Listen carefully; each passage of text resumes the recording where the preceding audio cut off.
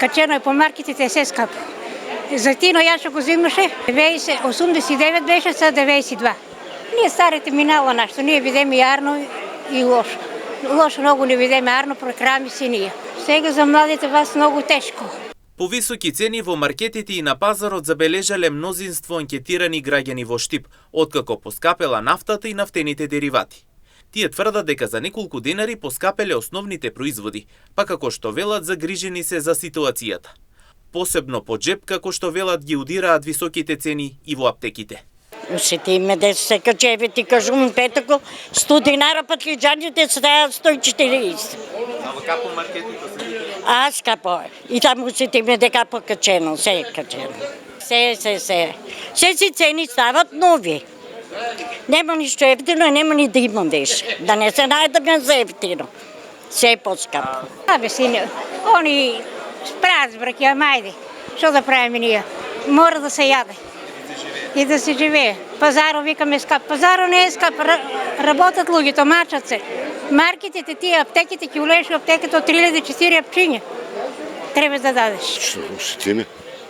Осетиме. Те ми се покажа на телевизија. Ова што го изјавуват, што кажуваат граѓаните. Утепани сме више. Па кој чуваш, става си стара цена. И што ќе му кажеш? Вика така ми газда наредува, ти си вработен и така, ако не... А? Се. И што ќе направиш ако е скапо? Мора да се јаде, бе, другарче. Абе, скапо е, чат пат доваѓам, не доваѓам стално на пазар. Ако има нешто поволно, ќе земе, ако не да сме живи и здрави. Огени пламен, скапо, што да ти кажам, ај. Поради ваквите или сличните ситуации, повозрастните на терен се децидни дека многумина си заминуваат во странство. Велат кој како се снаоѓа, така и живее. Па ја, еден квадрат 2000 евра, 3000 евра стан. Дека киде тај човек? Со старите треба да живее.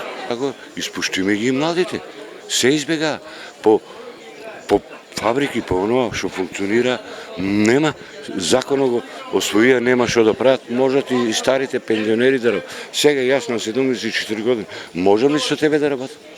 Не.